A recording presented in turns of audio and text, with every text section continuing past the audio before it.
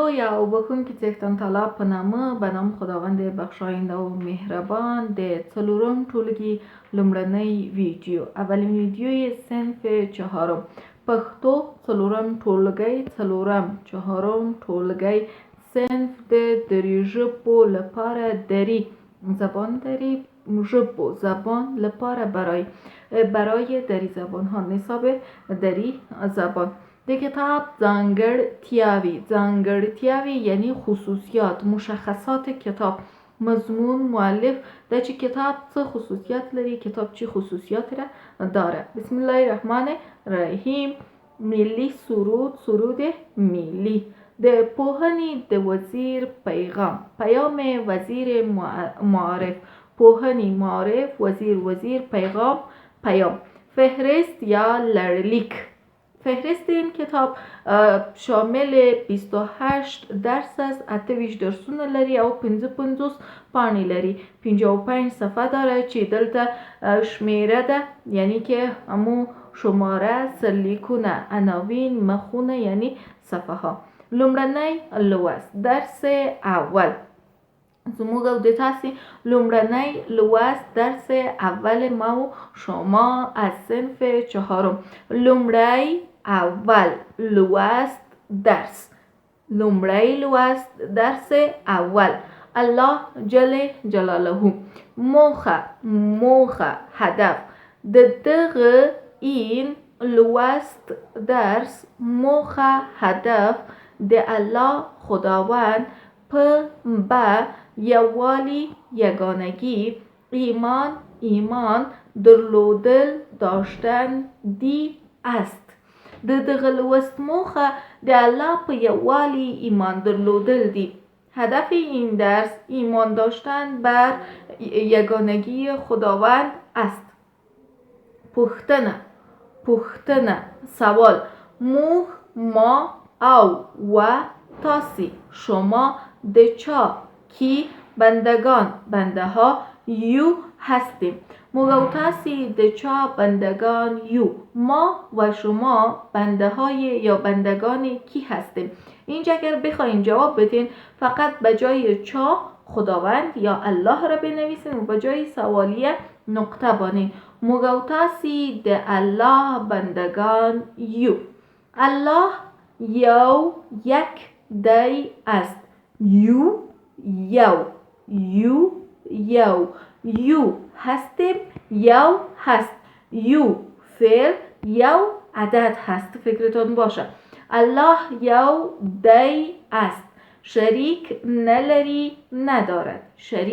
ندارد ما ده معنا نداره حرف اضافت است الله بندگان یو هستیم ما د الله بندگان یو ما بنده های خداوند هستیم ما مسلمان یو هستیم ما مسلمان هستیم د الله عبادت کوو میکنیم ما نیک خوب اعمال د الله عبادت دی است یا دی زموږ نیک عملونه د الله عبادت دی یعنی است اعمال نیک ما عبادت خداوند است مرکه گفتگو توریالی و زلمی با هم محاوره کردن یا هم گفتگو کردن توریالی او زلمی یو بل سره با هم دیگر مرکه کړی گفتگو کرده هست زلمیه موږ چا پیدا کړی یو موږ الله پیدا کړی یو زلمیه موږ د چا عبادت کوو ما کی را عبادت میکنیم موږ د الله عبادت کوو ما خداوند را عبادت میکنیم دلته نوی کلمه اما کلمه است باید از درکی کلماتی که شما باید یاد بگیرین لومړی اول لوست درس موخه هدف دغه این یووالی اتحاد به درلودل داشتن دی است ما او و تاسی، شما، چا، کی، یو هستیم. یو، یک، دی است. نلری، ندارد. کو میکنیم، عملونه، اعمال.